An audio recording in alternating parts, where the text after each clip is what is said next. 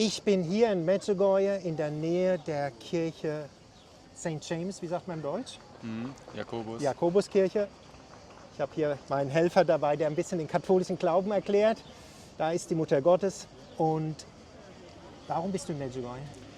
Ja, ich bin hier in Medjugorje, um in erster Linie meinen Glauben zu vertiefen und Jesus und Maria die Ehre zu geben und sag mal, meinen Weg im Glauben zu gehen und ja, im Herzen auch, ich sag mal, mit anderen Jugendlichen, was sag mal, gerade in Deutschland so ein bisschen wenig ist, da halt den Weg zu gehen und sag mal, auch den Rosenkranz im Herzen zu beten und auch mit anderen Jugendlichen in der Gemeinschaft. Und gerade hier sind es ja auch ziemlich viele und das gefällt mir einfach und ja, will dort auch, sag mal so, das Zeugnis quasi geben. Ich als Katholik in Deutschland auch hier in Medjugorje mitzugehen und Maria auch hier zu verehren.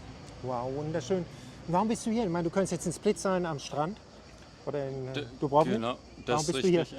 Ja, Ja, Urlaub hatte ich auch in Dubrovnik, fantastisch. aber den Glauben will ich auch nicht vernachlässigen, sondern bin auch in erster Linie fürs Mladi-Fest hier hingekommen und habe dann entsprechend meinen Erholungsurlaub danach angepasst, dass ich halt hier sein kann und ja, mir ist einfach der Glaube am wichtigsten im Leben und meinen Weg vor Gott zu gehen und das ist halt so, dass ich mein Leben, meinen Alltag auch an Gott orientiere und ich, sag mal, meine Wünsche, das, was ich gerne haben will oder was alles mein Willen anbelangt, hinten anstelle und Jesus die Nummer 1 ist. Aber weißt du, viele Leute in Deutschland denken, Gott der Vater ist ein alter Mann mit einem weißen Bart, der wartet, dass wir einen Fehler machen und uns die Hölle schicken kann. Und es stimmt aber nicht, so ist Gott der Vater nicht. Kannst du beschreiben, wie Gott der Vater ist? Warum ist der Nummer 1 in deinem Leben? Ja, für mich ist Gott, sag mal, auf der einen Seite Vater, auf der anderen Seite auch gerechter Richter. Also wir haben durch Jesus zum Glück die Möglichkeit bekommen, in den Himmel zu kommen. Er hat uns erlöst und durch sein Leiden am Kreuz kann ich in den Himmel kommen und das ist, sag ich mal, das, was mich motiviert und wie es, sag mal, Jesus auch immer sagt, wenn er Menschen geheilt hat, gehe und sündige nicht mehr und das ist, finde ich, auch das, was mich, sage ich mal, oder die Botschaft für mich persönlich, dass ich selbst in meinem Leben auch, sag ich mal, das Beste tue, um nicht zu sündigen, um meinen Weg zu Gott zu gehen und, sag ich mal, mit den Gnaden und die Barmherzigkeit, die ich erwiesen bekomme, auch das Heilsangebot, das ich bekomme, annehme durch mein Leben und, sag mal, wenn ich mich nicht ändere oder auf dem Weg der Besserung begehe, dann wird es halt auch am Ende so sein, dass ich in die Hölle komme, aber ich weiß, was ich habe, also ändere ich mich, sündige ich nicht mehr, dann komme ich Die in den 10 Himmel. Gebote einfach mal wieder, ne? Genau, komme ich. Hausaufgabe, schaut euch mal, einfach lest mal die 10 Gebote durch. Vielleicht macht Genau, es wird da euch wieder weiß glücklich man machen, schon. macht dich das glücklich? Der Glaube? Ja. Ja, auf jeden Fall. Warum? Also, weil es mich erfüllt. Also ich sag mal, nichts hier auf der Erde finde ich was mich erfüllt. Also sei es jetzt materielles, Geld oder weiß nicht, Ansehen oder sonst was, hilft einem alles nicht, wenn man am Ende des Lebens dasteht, vor Gott steht und es dann heißt, ja, jetzt für Ewigkeit in die Hölle, dann hat es einem, glaube ich, nichts geholfen, wenn man hier auf Erden alles hatte. Also hast du auch die Erfahrung gemacht, weil ich war jetzt in Deutschland, habe eine Frau im Altersheim getroffen, die hat gesagt, ich habe im System gearbeitet, in der Wirtschaft viel Geld verdient und war total unglücklich. Dann bin ich von einem Tag zum anderen zu meinem Chef gegangen und habe gesagt, ich möchte aufhören, ich kündige. Hat gekündigt, 5 Wochen gesucht, ist jetzt Altenpflegerin und sagt, ich lebe vom Herzen, das ist keine Arbeit für mich, ich liebe das, ich bin abends müde, gehe nach Hause, am nächsten Tag will ich wieder hingehen und finde das schön.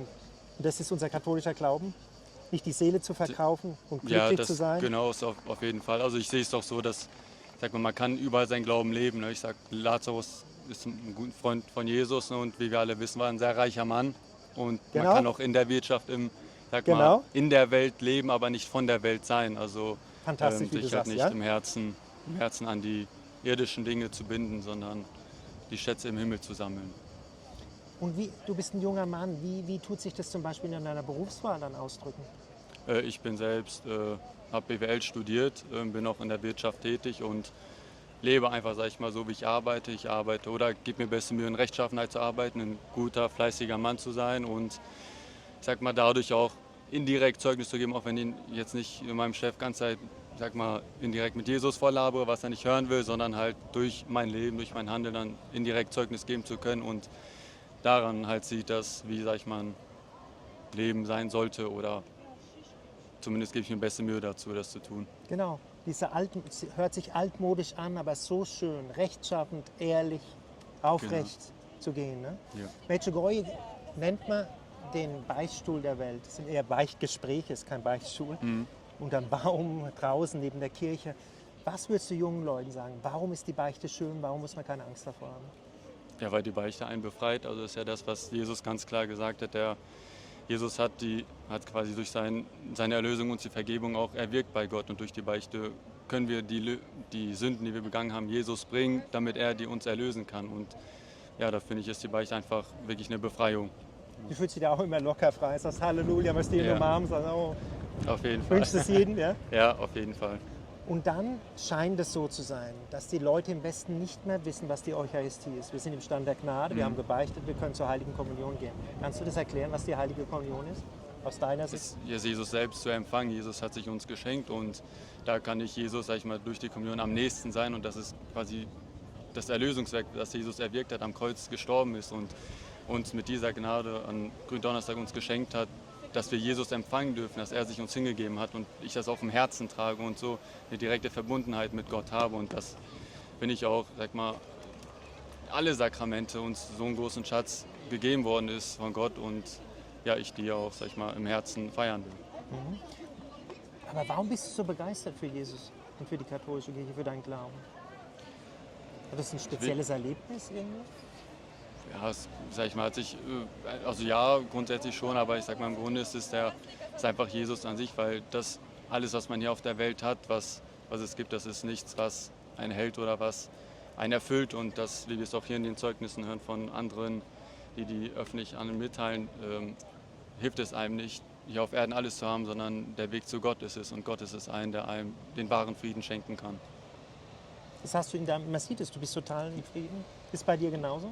Ja, auf jeden Fall. Wie kannst du jeder will diese persönliche Beziehung, jeder will diesen Frieden, diese Freude. Wie bekommt man die? Wie bekommt man diese persönliche Beziehung? Wie machst du das?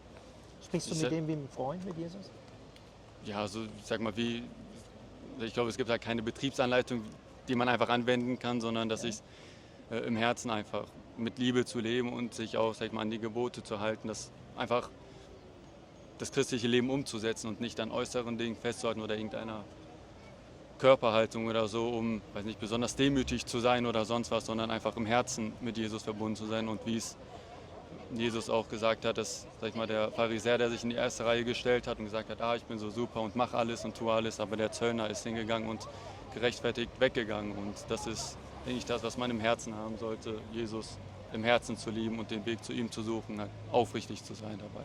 Genau, vom Herzen leben, wie die Mutter Gottes im Medjugorje sagt. Hast du eine spezielle Botschaft der Mutter Gottes, die du hier magst?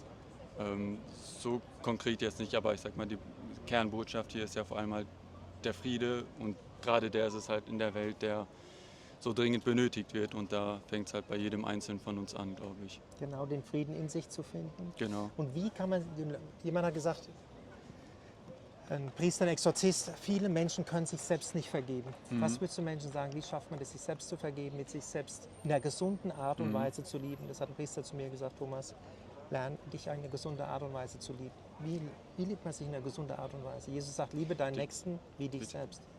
Genau, also ich sag mal, ich weiß, dass ich ein Sünder bin und ich werde bis zu meinem Lebensende sündigen und diese, ich sag mal, Schwachheit, die ich als Mensch einfach habe, ich bin ein Mensch und werde immer sündigen, die nehme ich einfach an und gehe halt mit dem, was ich habe, zu Jesus und will es ihm bringen und ihn bitten, mich zu heilen, mich zu stärken, dass ich meinen Weg vor ihm auch gehen kann, wie es recht ist und wie er es sich wohl gefällt. Hast du einen Lieblingsort hier in Medjugorje?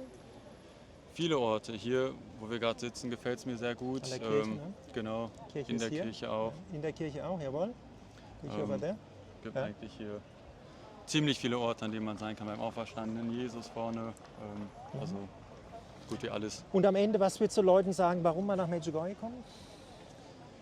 Ja, vor allem, ich sag mal, den Frieden zu spüren. Ich finde hier oder auch an allen Marienwallfahrtsorten ist einfach ein Frieden, den man spürt. Und hier ist, sag ich mal, Maria noch aktiver, weil halt Botschaften noch immer gegeben werden. Und da ist es einfach, sag ich mal, gerade auch wenn es hier nochmal wie das Mladi-Fest hier ist, ein Jugendfestival, da ist halt noch mehr und auch zu sehen einfach, dass Jugendliche hier auf der Straße sind, den Glauben leben und man weiß, jeder Einzelne, der hier ist, glaubt auch an Gott und hat, ich sag mal, denselben Geist und man hat einfach Gemeinschaft und das ist, finde ich, auch Kirche, wie sie sein sollte, in Einheit und Gemeinschaft, wie es Gott auch ist. Wow, so schön, wie du das sagst. Und was ist so besonders an diesem Mladi-Fest, dem Jugendfestival für dich? Ja, das ist eben ein Jugendfestival, also dass es wirklich Jugendliche katholisch sind und hier das Programm, was mir auch gefällt, von den Franziskanern organisiert ist und dass halt auch wirklich die wahre Lehre der Kirche ist, die hier gelehrt wird und halt keine Wege links und rechts dran vorbei sind, sondern das ist, was die Kirche ist und was ja, Jesus auf Petrus gegründet hat. Wow. Was kann ich sagen, Mann? Danke für das schöne Interview. Gerne.